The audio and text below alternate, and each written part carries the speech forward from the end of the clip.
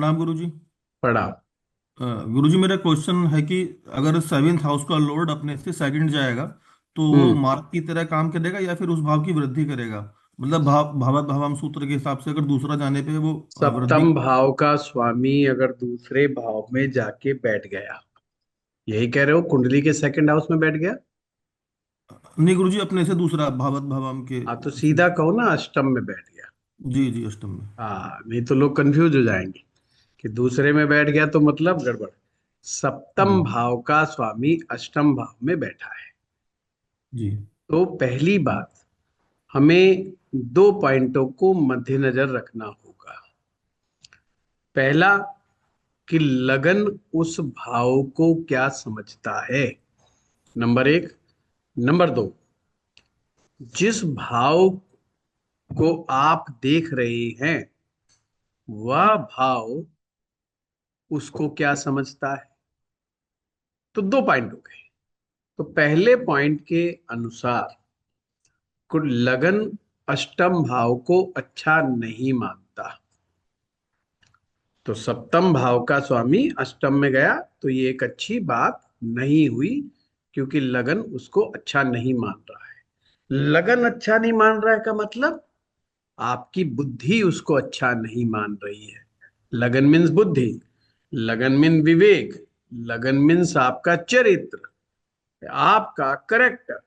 आपका करेक्टर का मतलब यूर नेचर, आपका जो स्वभाव है वो उसे अच्छा नहीं मान रहा कि भाई सप्तम का लॉर्ड अष्टम में चला गया। उसको लगता है वो चीज नहीं बात बनी जो मैं सोच के बैठा हुआ था।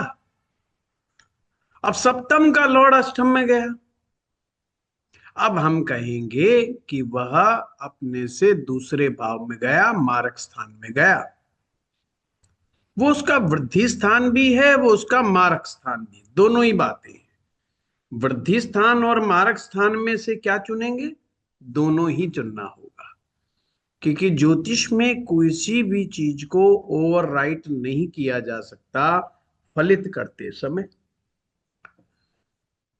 वृद्धि स्थान, वृद्धि स्थान का मतलब ये पॉजिटिव बात है, किसी चीज की बढ़ोतरी हो रही है।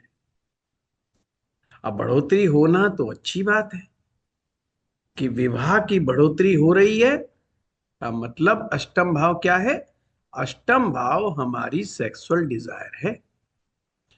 अगर दोनों पति पत्नी की सेक्सुअल डिजायर विवाह के साथ साथ एक दूसरे के प्रति बढ़ रही है तो ये अच्छी चीज है।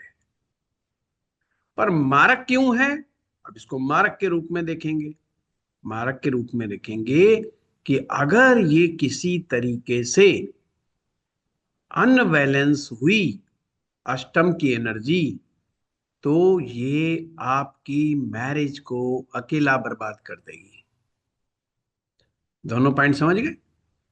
जी आपके नेचर ने कहा it's not a good point, आपकी अंदर की डिजायर ने कहा। अब अंदर की डिजायर जो है वो डिपेंड हो गई कि कोई अष्टम भाव में कोई पाप ग्रह तो नहीं दिखता, कोई मंगल का प्रभाव, कोई राहु का प्रभाव, कोई केतु का प्रभाव अष्टम में तो नहीं, कोई शनि का प्रभाव अगर है तो ये गुप्त रूप से आपकी सेक्सुअल डिजायर को बहुत ज्यादा बढ़ा देगा। और जब बढ़ा देगा तो दूसरा साथी उसको फुलफिल नहीं कर पाएगा, और नहीं फुलफिल कर पाएगा तो मैरिज को फिर से बर्बादी के कगार पे ले जाएगा, या वाइसा वर्सा। या उस पावर को अनबैलेंस का मतलब कम भी कर सकता है। कम करने का मतलब व्यक्ति वैराग्य भाव में चला गया, या उसकी इच्छा ही नहीं है इन सब चीजों के प्रति। उसकी कोई ऐसी गुप्त छिपी हुई इच्छा इतनी ज्यादा है ही नहीं, वो चाहता ही नहीं। तो दूसरा आदमी कहता है भाई क्या करें, इसका तो विशेष रूप से रुझान नहीं है, तो भी मैरिज बर्बाद। तो जी। ये विन विन सिचुएशन है। अकॉर्डिंग टू द सिचुएशन देखना पड़ेगा कुंडली में वह क्या रिजल्ट दिखा सकता है। क्या रिजल्ट दिखाने की संभावना है। पर नट सेल में कहा जाए दोनों ही बातें, चाहे लगन से अष्टम हो, चाहे सप्तम से दूसरा भाव हो, कोई विशेष रूप से अच्छी बात नहीं। जी गुरुजी। समझ गए बात को। जी गुरुजी। गुरुजी, हाँ, इसमें अगर शुभ ग्रह होगा तो कुछ इफेक्ट कम होगा उसका, खराबी का? कम नहीं होता है, सिर्फ जो है वो सेक्सुअल इच्छा को कम कर सकता है। सेक्सुअल इच्छा का मतलब, कम करने का मतलब, जो शुभ ग्रह होते हैं वो व्यक्ति की कैपेसिटी को कम कर देते हैं, मतलब उस डिजायर को कम कर देते हैं। जैसे शुक्र अष्टम में बैठा होगा तो व्यक्ति के अंदर डिजायर तो होगी, बट परफॉर्म करने की शक्ति उसके पास नहीं होगी अगर शुक्र अष्टम में होगा। अब शुक्र तो शुभ ग्रह है। अब शुक्र क्या करेगा अष्टम में, उसके अंदर जल्दबाजी पैदा कर देगा, बेचैनी पैदा कर देगा, एंजाइटी पैदा करेगा, यानी उसे एक्साइटेड बहुत फास्ट करेगा, और उसको एक्साइटमेंट भी बहुत जल्दी खत्म कर देगा। तो उससे क्या होगा, मैरिज लाइफ में गड़बड़ी आ जाएगी। पर अशुभ ग्रह बैठा होगा, मंगल बैठ गया, राहु बैठ गया, इसीलिए आप देखो ऋषियों ने बात को छिपा करके समझाने की कोशिश की, पर उन्होंने इशारों में समझाया कि भाई स्त्री का मंगल अष्टम भावस्त अच्छा नहीं, सावधान। अब उसमें कोई बड़ी मारा मारी नहीं थी कि कोई मर जाएगा खप जाएगा, वो वाली मुद्दा नहीं था। मुद्दा बस यही था कि स्त्री की गुप्त डिजायर बहुत ज्यादा बढ़ जाएगी। अब उसे ऐसा पुरुष चाहिए जो उस डिजायर को फुलफिल कर सके। तो इसलिए कहा भाई सावधान, अष्टम का मंगल है तो उसको बहुत सोच समझ करके आप आगे बढ़े। तो अष्टम भाव को समझना थोड़ा सा ट्रिकी है, मैं ये कहूंगा। तो पर अष्टम में बहुत सी चीज आपकी मैरिज लाइफ से रिलेटेड छिपी हुई पड़ी है। ये केवल तंत्र मंत्र का या ज्योतिष का भाव नहीं है, हर उस चीज का भाव है जिसे छिपाया गया है, हमारे पूर्वजों ने छिपाया गया है, हमारी हर परिवार का व्यक्ति उससे छिपाता है।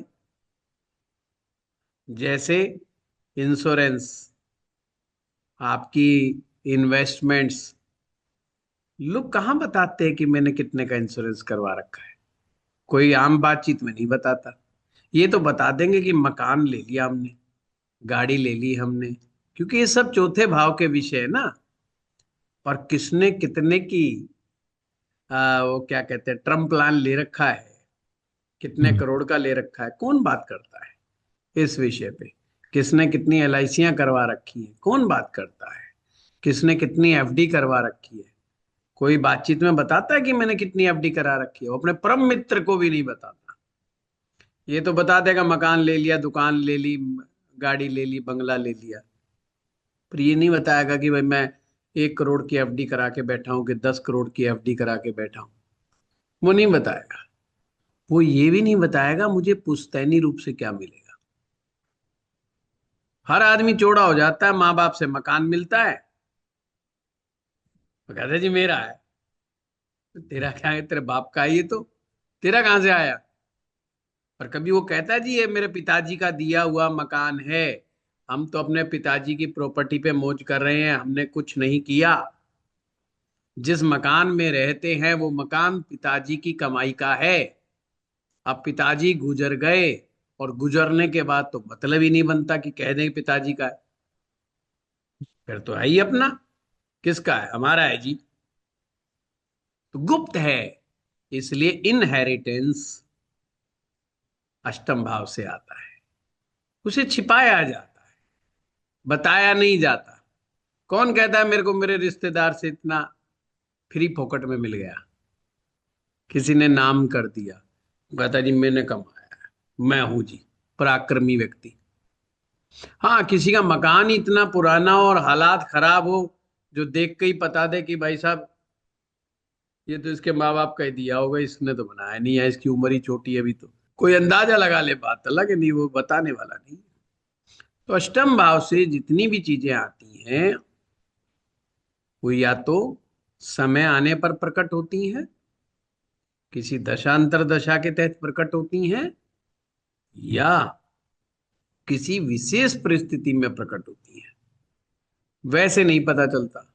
इसलिए जो लोग YouTube से या केवल बुक से सीखने के प्रयास में इतने सालों से लगे हुए हैं और भटक रहे हैं, कभी इधर भटकते हैं कभी उधर भटकते हैं, उन्हें ज्योतिष समझ में नहीं आता।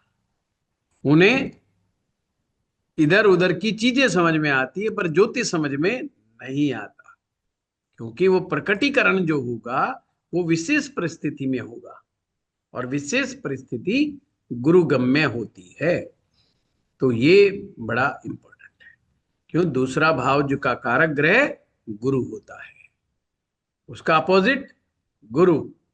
अष्टम का प्रकटीकरण गुरु के माध्यम से ही है। समझिए बात को। जी गुरुजी। हाँ, ठीक है, चलिए। धन्यवाद गुरुजी।